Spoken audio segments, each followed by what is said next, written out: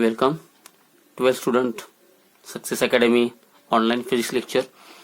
So mechanical properties of fluids याच्यामध्ये आपण सध्या एका IMP पॉईंटला आलोय, ती म्हणजे कॅपिलॅरिटी. What is कॅपिलॅरिटी?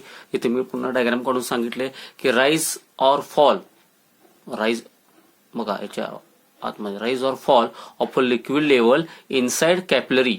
कॅपिलरी ट्यूबच्या आतमध्ये एक तर लिक्विडची लेवल राईज होते किंवा फॉल होते. So this rise or fall of a liquid level inside capillary when capillary dipped in it. त्याच्यात कॅपिलरी बुडवल्यावरती एकतर आतमध्ये बाहेरच्या पेक्षा लिक्विडची लेवल राईज होते किंवा फॉल होते. दिस फिनॉमिनॉन इज कॉल्ड ॲज कॅपिलॅरिटी. बरोबर. आणि कॅपिलॅरिटी नेमकं राईज किंवा फॉल हे कशावर होतं हे आपण मागच्या लेक्चरला प्रेशर डिफरन्सच्या साहाय्यानं PA, PB, PC, PD ह्याच्या साहाय्यानं आपण हाईट राईज कशी होते हे आपण एक्सप्लेन करायचा प्रयत्न केलाय. तर सध्या आता आपण की ह्याच्यात नेमकी हाईट कितीनं वाढणार किंवा कितीनं हाईट फॉल होणार, हाईट फॉल होणे it is also called depressed, बरोबर, किंवा राईज कितीनं होणार हे आपण ऍक्च्युली याचा Hचा फॉर्म्युला कॅल्क्युलेट करू शकतोय. लक्षात आलं? शक्यतो आता हे दोन्ही पैकी आपण कुठले घेऊ शकतो, पण मॅक्झिमम रित्या कुठले घेतात, राईजचा फॉर्म्युला घेतात. लक्षात आलं? वॉटर किंवा केरोसिन इन ग्लास ह्या केसमध्ये काय होतं, लिक्विडची लेवल राईज होते. तर ह्याच्या साहाय्यानं आपण याची हाईटचा फॉर्म्युला म्हणजे राईजचा फॉर्म्युला काय करू शकतो, डिराईव्ह करू शकतो. लक्षात आलं? तर तोच फॉर्म्युला आपल्याला डिराईव्ह करायचा आहे. म्हणजे हा क्वेश्चन परीक्षेमध्ये जर पडला तर नेमका कशा प्रकारे असेल बघा, सगळ्यांना लक्षात येईल बघा. या ठिकाणी हा क्वेश्चन असेल, obtain expression for rise or fall. शक्यतो राईजच घ्यायचं, पण विचारताना rise or fall of liquid कुठं, in a capillary tube using force method. बरोबर, फोर्सची मेथड जसं मागच्या वेळेला आपण प्रेशर डिफरन्स वापरलं आणि राईज का होतं ह्याचा फिनॉमिना एक्सप्लेन केला. आता राईज कितीनं होतं लक्षात घ्या. H हे आपल्याला काय करायचं आहे, एक्सप्रेशन काय करायचं आहे, डिराईव्ह करायचं आहे. मग त्यासाठी आता इथे एक डायग्राम आहे बघा. आता ही डायग्राम एकदम जर बघायला गेली तर तुम्हाला ते एकदम कॉम्प्लिकेटेड वाटेल, तर मी तुम्हाला ते सांगत जाणार हळूहळू. तर त्यासाठी आता इथं मी तुम्हाला एक डायग्राम इथं काढलेली आहे, तर त्याच्यावरून आपण आता एक्सप्लेन करत जाऊया. तर हे डेरिव्हेशन थोडंसं मॅथमॅटिकल आहे, त्यामुळे जरा व्यवस्थित लक्ष द्या. तर इथं आपल्याला इथे जे कंटेनर, या कंटेनरमध्ये लिक्विड घेतले, बरोबर, आणि याच्यामध्ये ही कॅपिलरी ट्यूब आहे. लक्षात ठेवा. आता कॅपिलरी ट्यूब दाखवताना थोडीशी मोठी का दाखवली, कारण आतमध्ये डिटेल्स दाखवायचे. आता हे कुठल्या प्रकारचं असणार, आता ज्या अर्थी इथं लिक्विडची लेवल राईज दाखवले बघा.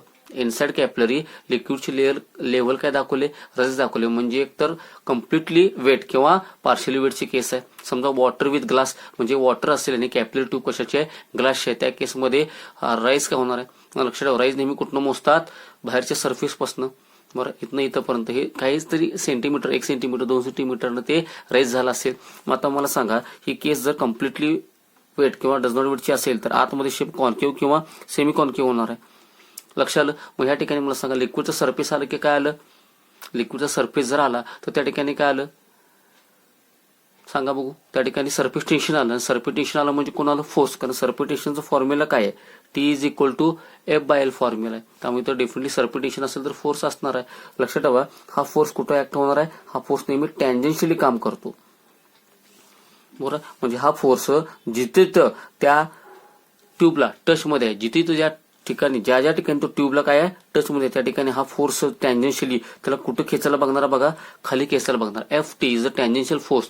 म्हणजे थोडक्यात ज्या ठिकाणी लिक्विड इन टच आहे, इन कॉन्टॅक्ट आहे सरफेसशी, सॉलिडच्या, त्या ठिकाणी तिथला फोर्स, टँजेन्शियल फोर्स, याला काय करायला बघणार आहे, खाली खेचायला बघणार आहे. म्हणजे मला सांगा, ह्या वॉलला तो कुठं खेचायला बघतो, खाली खेचायला बघतो. पण तरी पण मला सांगा, ही वॉल आतमध्ये खेचली जाते का, असं आतमध्ये वाकली जाते का, नाही. तरी पण ती ताटच उभी आहे, म्हणजे इथं बॅलन्स आहे.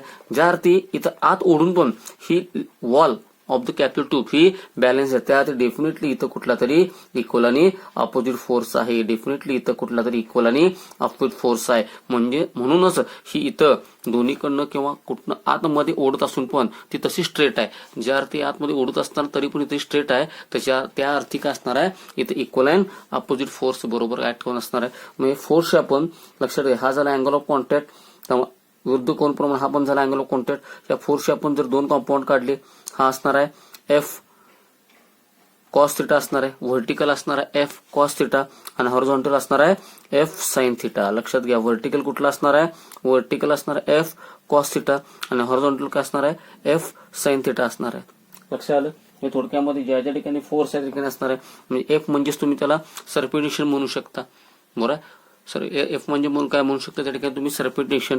थोडक्यात इथे फोर्सचे दोन कंपाऊंड काढले आपण, एक व्हर्टिकल हॉरिझॉन्टल असं तुम्ही प्रत्येक ठिकाणी काढू शकता. आता मला सांगा ही वरून जर आपण बघितलं तर ही ट्यूब अशी दिसणार आहे बरोबर, आणि ते कॉन्ट्रॅक्टमध्ये मला सांगा मधल्या भागामध्ये ते कॉन्ट्रॅक्टमध्ये नाहीये, फक्त कॉन्ट्रॅक्टमध्ये कुठं असणार आहे, एवढ्या भागामध्ये कॉन्ट्रॅक्टमध्ये असणार आहे बरोबर. एवढा भाग म्हणजेच काय झालं, circumference.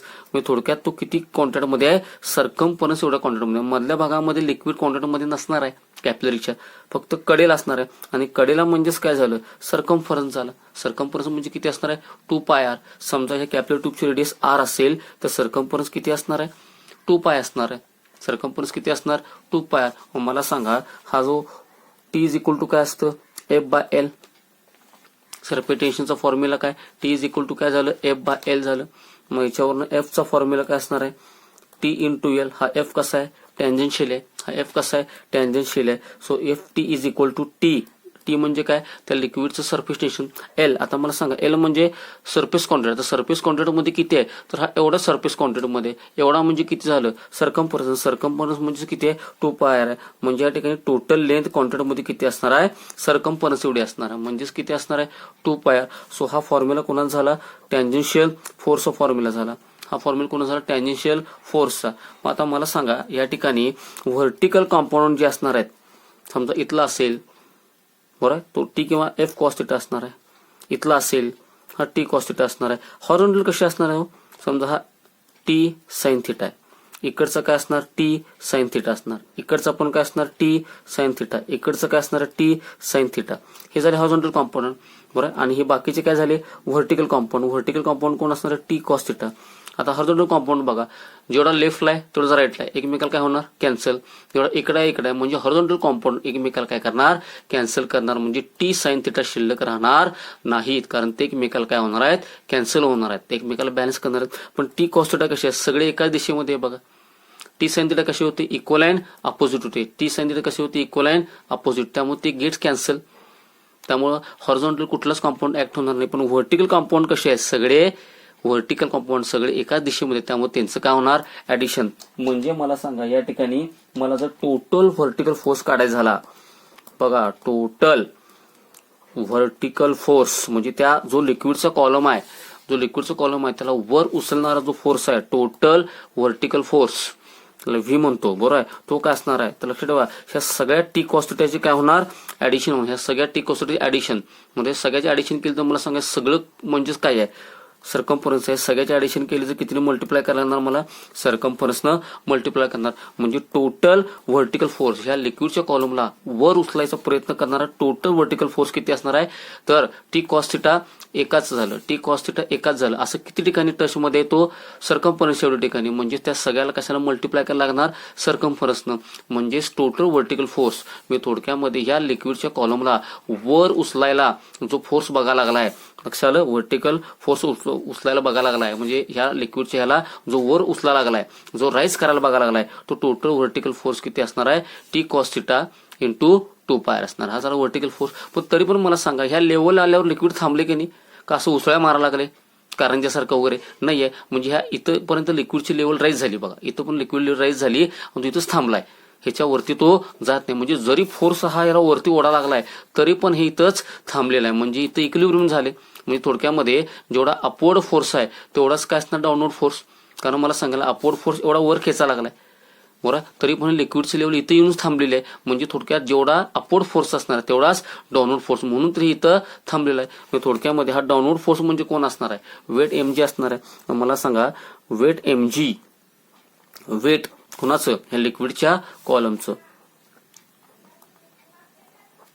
Weight of liquid column. आता वेटचा फॉर्म्युला काय असतो, W इज इक्वल टू काय असणार आहे, mg बरं. आता बघा पुस्तकात व्यवस्थित दिले नाही पण मी तुम्हाला सांगतो, डेन्सिटीचा फॉर्म्युला काय, मास अपॉन व्हॉल्यूम बरं. याच्यावर मासचा फॉर्म्युला काय सांगा, मासचा फॉर्म्युला काय होणार आहे, व्हॉल्यूम इंटू डेन्सिटी. आता व्हॉल्यूम कोणाचं, व्हॉल्यूम लिक्विडच्या कॉलमचा. लिक्विडच्या कॉलमचा आकार कसा असतो, लिक्विडच्या कॉलमचा आकार एक प्रकार काय झाला, सिलेंडर झाला. लिक्विडच्या कॉलम म्हणजे एक प्रकार आकार काय झाला, सिलेंडर झाला. अक्षर लिक्विडचा कॉलम की जो वर आला त्याचा आकार काय झाला, त्याचा आकार एक प्रकार सिलेंडर झाला. मग सिलेंडरचं व्हॉल्यूम काय असतं, एरिया इंटू हाईट. सिलेंडरचं व्हॉल्यूम काय असतं, एरिया इंटू हाईट. बाकीचं राहिला हो, मग लक्षात ठेवा एरिया काय असणार आहे, गोल म्हणजे पायर स्क्वेअर. बरं हाईट कितीनं वाढलेली आहे, एच न वाढलेली आहे. सो एच इंटू रो म्हणजे थोडक्यात मास बद्दल आपण काय लिहू शकतो बघा, पाय स्क्वेअर एच रो लिहू शकतो. लक्षात आलं का बघा. मला सांगा ह्या लिक्विडच्या कॉलमला वर किती फोर्स उचला लागलाय, टी कॉस थीटा 2 पाय हा वर उचलणारा फोर्स आहे. तरी पण लिक्विड लेवल इथेच थांबले. याचा अर्थ ह्याचा डाऊनवर्ड जो फोर्स आहे तो बॅलन्स असणार आहे. डाऊनवर्ड फोर्स म्हणजे कोण असणार, वेट असणार आहे. वेटचं बेसिक फॉर्म्युला काय, mass into gravity, acceleration due to gravity. मग आता लक्षात ठेवा जर डेन्सिटी रो असेल बरं त्या लिक्विडची, जी कुठली तुम्ही लिक्विड घेतले डेन्सिटी रो असेल तर डेन्सिटी फॉर्म्युला काय, मास अपॉन व्हॉल्यूम. याच्यावरून मास फॉर्म्युला काय झाला, व्हॉल्यूम इंटू डेन्सिटी. बरं लिक्विडचं कॉलम म्हणजे प्रकारे कोण झाला, सिलेंडर झाला. सिलेंडरचं व्हॉल्यूम कसं काढतात, एरिया इंटू हाईट. आता हाईट कितीनं वाढले, एवढा जर पाहिजे असेल कॉलम तर याची हाईट किती असणार आहे, एच, राईज एच असणार आहे. So area into height into rho. आणि एरिया म्हणजे काय असणार, गोल असल्यामुळे पायर स्क्वेअर. त्यामुळे मासचा फॉर्म्युला काय झाला, पायर स्क्वेअर एच रो. बरं हे मी आता इथं टाकतो, कशामुळे टाकतो, इथं टाकतो. त्यामुळे मला सांगा आता इथं वेटचं फॉर्म्युला काय झाला, मास बद्दल काय लिहिणार, पायर स्क्वेअर एच रो आणि मल्टिप्लायला काय जी, मल्टिप्लायला काय जी. एवढं कोणाच फॉर्म्युला झाला, वेटचा फॉर्म्युला झाला. पण लक्षात ठेवा लिक्विड इथे येऊन थांबलेला आहे. म्हणजेच थोडक्यात जेवढा अपवर्ड फोर्स आहे तेवढाच डाऊनवर्ड फोर्स आहे. म्हणजे इक्विलिब्रियम कंडिशनला हे दोन्ही फोर्स कसे आहेत, इक्वल आहेत. म्हणून मी इथं म्हणतो बघा ऍट इक्विलिब्रियम, कारण त्या ठिकाणी लिक्विडचं लेवल येऊन थांबलेलं आहे, कुठेही असं उसळ्या मारत नाही येते. ऍट इक्विलिब्रियम काय लिहिणार, बरं total vertical force is equal to total downward force. आता व्हर्टिकल फोर्स कोण होता, FTV होता आणि डाऊनवर्ड फोर्स म्हणजे कोण होतं, वेट. मग लक्षात ठेवा व्हर्टिकल फोर्स आपला फॉर्म्युला काय आलता, टी कॉस थीटा इंटू 2 पाय. व्हर्टिकल फोर्स आपला फॉर्म्युला काय आलता बघा, व्हर्टिकल फोर्स आपला फॉर्म्युला आलता टी कॉस थीटा आणि सगळे मिळून काढलं तर काय होतं 2 पाय. आणि खालचा डाऊनवर्ड फोर्स म्हणजे कोण होतं, त्या कॉलमचं वेट. आणि वेटचा फॉर्म्युला आताच आता आपल्याला मिळाला. वेटचा फॉर्म्युला आपल्याला काय मिळाला, पाय स्क्वेअर एच रो जी. काय फॉर्म्युला मिळाला आपल्याला वेटचा, pi R square H rho G हा आपल्याला फॉर्म्युला मिळालाय. मग आता हे दोन्ही इज इक्वल टू काय, कारण इक्विलिब्रियम आहे. म्हणजेच एवढा फोर्स वर खेचत असताना पण ते लिक्विड स्थिर आहे, ते लिक्विड स्थिर आहे. याचा अर्थ जेवढा अपवर्ड फोर्स आहे तेवढाच डाऊनवर्ड फोर्स आहे. मग आपण अपवर्ड फोर्स फॉर्म्युला काढून ठेवला, डाऊनवर्ड फोर्सचा फॉर्म्युला काढून ठेवला. डाऊनवर्ड फोर्स म्हणजेच कोण, वेट. हे दोघांचा फॉर्म्युला काढला. आपल्याला आपलं टार्गेट काय हो, राईज काढायचं आहे. चल मग आता काय काय ह्या ठिकाणी मॅथमॅटिकली काय काय होते ते बघूया. ह्या ठिकाणी आता एका आरला एक आर कॅन्सल झालं, एका पायला पाय कॅन्सल झालं. चल मग आता इथं फॉर्म्युला काय झाला बघा, 2 पुढे घेतो, 2t cos थीटा. इकडे काय आहे, आर एच रो जी. आपलं टार्गेट काय आहे, राईजचा फॉर्म्युला काढायचा H. So H is equal to R rho G असंच पाठ करायचं. आर रो जी काय आहे, मल्टिप्लायला इकडे गेले की डिवाइडला. So 2t cos theta upon काय फॉर्म्युला, आर रो जी. हा कोणाचा मिळेल, एचचा. म्हणजे थोडक्यात एखादं लिक्विड लेवल आतमध्ये कितीनं वाढणार आहे ते आपण ऑलरेडी सांगू शकतो. So it is rise of liquid level inside. यासाठी आपण फोर्सचा फॉर्म्युला वापरला. टी म्हणजे सरफेस टेन्शन, थीटा कॉसचा थीटा म्हणजे थोडक्यात अँगल ऑफ कॉन्टॅक्ट, त्या कॅपिलरीची रेडियस, त्या लिक्विडची डेन्सिटी आणि तिथलं ऍक्सलेशन ड्यू टू ग्रॅव्हिटी. एवढ्या गोष्टी जर माहित असेल तर तुम्हाला राईज माहित होतं. हा फॉर्म्युला पाठच करायचा, 2t cos theta upon R O G. 2-3दा म्हणायचं, 2t cos theta upon R O G. H is equal to 2t cos theta upon R O G. लक्षात आलं. म्हणजे थोडक्यामध्ये एखाद्या कॅपिटल ऍक्शन मध्ये लिक्विडची लेवल जर राईज होत असेल तर ते कितीनं राईज होणार आहे हे आपण ऑलरेडी कॅल्क्युलेट करू शकतो. हे जर एवढे जर पॅरामीटर्स, एवढे फॅक्टर्स जर तुम्हाला माहित असतील तर तुम्ही ऑलरेडी ते माहित करू शकता. मग तुम्हाला एक गोष्ट लक्षात आली का, ह्याच्यामध्ये एच आणि आर एकमेकाला काय आहेत बघा, इनव्हर्सली प्रोपोर्शनल आहे. म्हणजे जेवढी तुम्ही रेडियस काय कराल, कमी कराल तेवढं हाईट काय होणार, वाढणार. किंवा जेवढी रेडियस वाढवणार तेवढी हाईट काय होणार, कमी होणार. सो एच आणि आर एकमेकाला कशा इनव्हर्सली प्रोपोर्शनल आहेत. त्यानंतर एच आणि जी एकमेकाला कशा आहेत बघा, इनव्हर्सली प्रोपोर्शनल आहेत. एकमेकाला कशा आहेत, इनव्हर्सली प्रोपोर्शनल आहेत. त्यानंतर लिक्विड जर बदललं तर डेन्सिटी बदलणार. एच आणि रो एकमेकाला कशा आहेत बघा, इनव्हर्सली प्रोपोर्शनल आहेत. पण सरफेस टेन्शन आणि राईज हाईट लिक्विड एकमेकाला कशा डायरेक्टली, जेवढं सर्पेटेशन जास्त तेवढं हाईट काय असणार जास्त, तेवढी डेन्सिटी जास्त तेवढं हाईट काय कमी. ह्या तीन गोष्टी एकमेकाला कशा आहेत इन्व्हर्सली प्रोपोर्शनल आहेत, पण ही गोष्ट मात्र एकमेकाला काय डायरेक्टली प्रोपोर्शनल आहे. हा झाला राईज ऑफ लिक्विड लेवल किंवा हाईट ऑफ लिक्विड लेवलचा फॉर्म्युला. लक्षात. आणि आपण फोर्सच्या फॉर्म्युल्यानं काढले. लक्षात मी काय सांगितलं ते. आता याच्यामध्ये थोडक्यात तुम्हाला सांगायचा जर प्रयत्न करायचा झाला तर सुरुवातीपासून अनेकदा सांगू दे. आपल्याला लिक्विडची लेवल हे करायचे आहे. मग आपण एक कंटेनर घेतला होता, त्याच्यामध्ये एक लिक्विड घेतलं होतं आणि एक कॅपलरी घेतली. आतमध्ये लिक्विडची लेवल वाढली, कॉन्केव्ह आहे, तर याला सरफेस टेन्शनचा फोर्स खाली असणार. मग तरी पण ही लेवल इथंच थांबलेली आहे. वॉल ऑफ द कॅपलरी तिथंच आहे, ती खाली असं वाकलेली नाही, म्हणजे याला इक्वल आणि अपोजिट फोर्स असणार.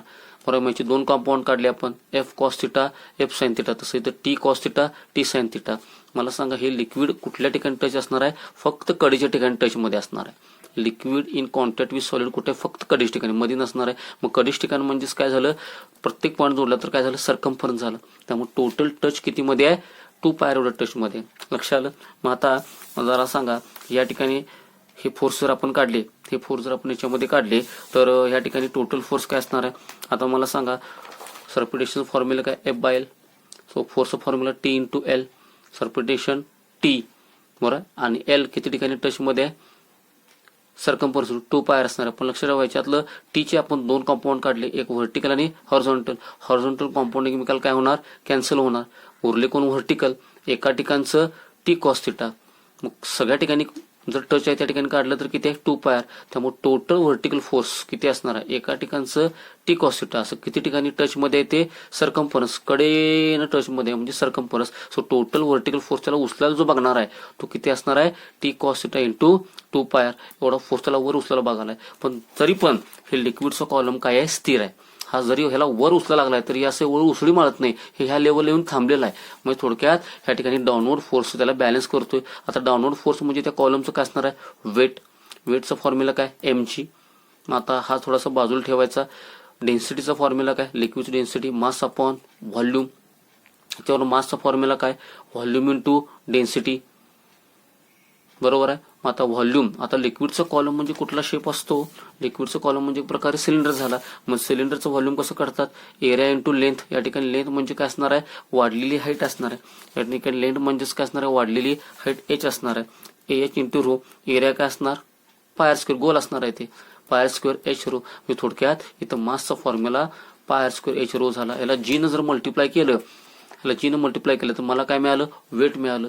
म्हणजे हा झाला टोटल अपवर्ड फोर्स आणि हा झाला टोटल डाऊनवर्ड फोर्स. पण ज्या अर्थी ते लिक्विडचं लेवल इथे येऊन स्थिर आहे, इक्विलिब्रियम मध्ये आहे, त्या अर्थी ते दोन्ही फोर्स एकमेकाला कशा आहेत, सेम आहेत. म्हणून मी इथं वाक्य काय वापरलं बघा, ॲट इक्विलिब्रियम तर total vertical force is equal total downward force. Vertical force total किती होता, FTV. डाऊनवर्ड फोर्स कोण होतं, वेट. मग हा फॉर्म्युला आपण काढून ठेवलाय. याच्यात एकमेकाला कॅन्सल केल्यावरती फॉर्म्युला काय सापडला, 2T cos थिटा. बरोबर. आपल्याला राईज काढायचं h, मग एचचा फॉर्म्युला काय होणार, ROG मल्टिप्लायला इकडे गेले की डिव्हाइडला जाणार, ROG इकडे गेलं की मल्टिप्लाय, इकडे गेले की डिव्हाइडला होणार. त्यामुळे h इज इक्वल टू काय फॉर्म्युला झाला, 2T cos theta upon ROG. h is equal to 2T cos theta upon ROG. म्हणजे एखादं लिक्विड आतमध्ये किती राईज होणार आहे तो तुम्ही या फॉर्म्युलानं कॅल्क्युलेट करू शकताय. मग याच्यावरनं h आणि r चं रिलेशन काय, इन्व्हर्सली प्रोपोर्शनल. h आणि g चं काय, इन्व्हर्सली. h आणि रो चं काय, इन्व्हर्सली. पण h आणि t चं मात्र काय, directly proportional. So this is the rise of liquid level inside capillary. किती वाढणार याच्यामध्ये थोडंसं डेरिव्हेशन एक दोनदा रिपीट करून बघा, म्हणजे लक्षात येईल. मी अगोदर सांगितलं टोटल मॅथमॅटिकल आहे, पुस्तकात वाचायला गेले तर अजिबातच ते तुम्हाला समजणार नाही. लक्षात आलं. याच्यासाठी ही आपल्या पुस्तकातली डायग्राम, ही आपल्या नोट्स मधली डायग्राम ही आहे. ही डायग्राम थोडीशी समजते का बघा. आता मी सांगितल्याप्रमाणे मगाशी त्याच्यामध्ये लिक्विड घेतले, कॅपिलरी आहे, लिक्विड लेवलला लिक्विडची लेवल हाईट राईज झालेली आहे कितीनं, h न. मग याच्यावरती इथं फोर्स खाली खेचणार ह्याला, बरोबर आहे. मग ह्याला इक्वल आणि अपोजिट फोर्स असणार आहे, टँजेन्शियल. कारण ह्याला खाली खेचताना तरी पण हे स्थिर आहे, म्हणजे थोडक्यात ह्याला इक्वल आणि अपोजिट फोर्स असणार आहे. हा अँगल ऑफ कॉन्टॅक्ट असेल तर हा पण काय असणार, angle of contact.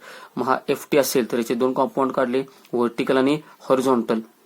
F cos theta F sin theta. म्हणजे थोडक्यात तिथं तुम्ही T sin theta T cos theta म्हणू शकताय. पण किती ठिकाणी टच मध्ये आहे, तर लक्षात ठेवा सगळ्या ठिकाणी टच मध्ये नाहीये, हे फक्त सरकमफरन्सला कडेला टच मध्ये आहे. म्हणजेच किती असणार, 2π.